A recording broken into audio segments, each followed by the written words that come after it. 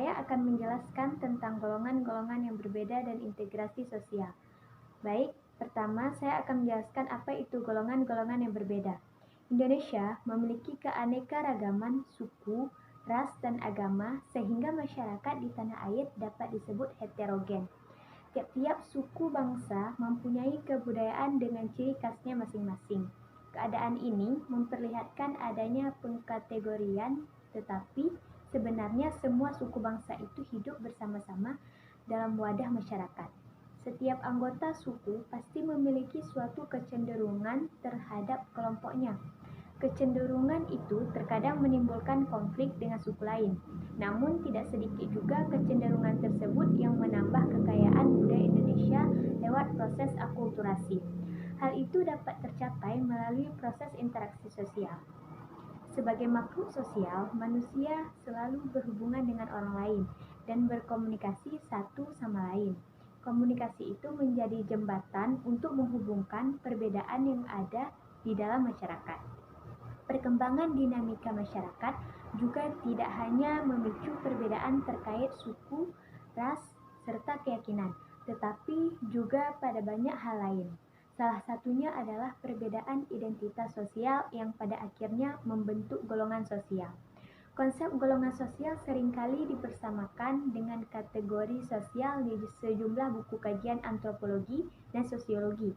Namun, dalam buku pengantar ilmu antropologi, Kunjaraningrat menjelaskan bahwa konsep golongan sosial sesungguhnya berbeda dari kategori sosial.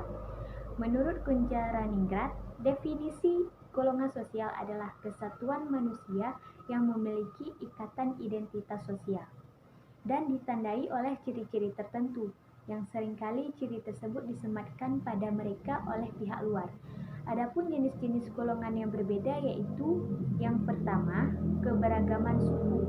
Suku bangsa atau yang sering disebut etnik dapat diartikan sebagai pengelompokan atau penggolongan orang-orang yang memiliki satu keturunan. Pengelompokan tersebut ditandai dengan kesamaan budaya, bahasa, agama hingga perilaku. Yang kedua, keberagaman agama.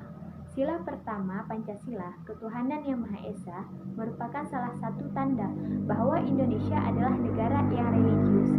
Setiap warga negara berhak dan bebas menentukan agama yang akan dianutnya. Kebebasan beragama dijamin dalam Undang-Undang Dasar 1945 Pasal 29. Yang ketiga, keberagaman ras. Ras adalah klasifikasi manusia berdasarkan ciri-ciri fisik atau fenotip dan asal-usul geografisnya. Keberagaman ras di Indonesia disebabkan oleh berbagai faktor, seperti kedatangan bangsa asing, sejarah penyebaran ras dunia, dan kondisi geografis Indonesia. Yang keempat, keberagaman antar golongan. Indonesia adalah masyarakat multikultural. Keberagaman golongan dapat terjadi akibat hierarki lapisan atas dan lapisan bawah yang cukup tajam serta anggota golongan setara dan tidak ada hierarki. Selanjutnya, pengertian integrasi sosial.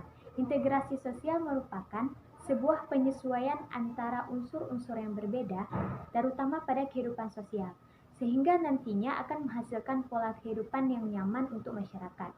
Jika dilihat dari katanya, integritas sosial sebenarnya terdiri dari dua istilah, yaitu integrasi yang mempunyai arti keseluruhan atau kesempurnaan. Kemudian, sosial yang mempunyai arti hubungan atau timbal balik dari sebuah tindakan yang dilakukan oleh sosial atau masyarakat. Namun, jika memiliki pada pengertian menurut KBBI, integritas memiliki arti yaitu sebuah pembaruan terhadap sesuatu hingga menjadi satu kesatuan yang utuh. Integritas sendiri adalah sesuatu yang memiliki peran penting di dalam masyarakat itu sendiri. Dengan adanya hal tersebut, tujuan masyarakat akan terbentuk dengan harmonis dan akan mudah untuk mencapai tujuan bersama. Lalu, melalui prosesnya, semua hal yang berkaitan dengan keteraturan sosial seperti budaya, hukum, pendidikan, dan lainnya akan mudah untuk dilakukan.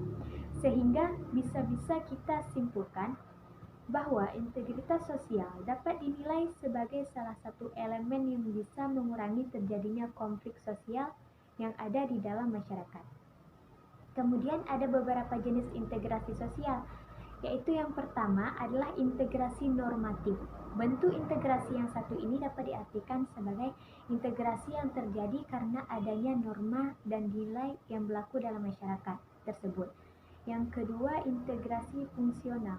Integrasi ini muncul karena adanya fungsi-fungsi tertentu yang ada di dalam masyarakat. Kemudian, integrasi tersebut dapat terjadi jika kita mengedepankan fungsi tersebut yang berasal dari masing-masing anggota masyarakat. Misalnya, Indonesia terdiri dari bermacam-macam ras dan suku.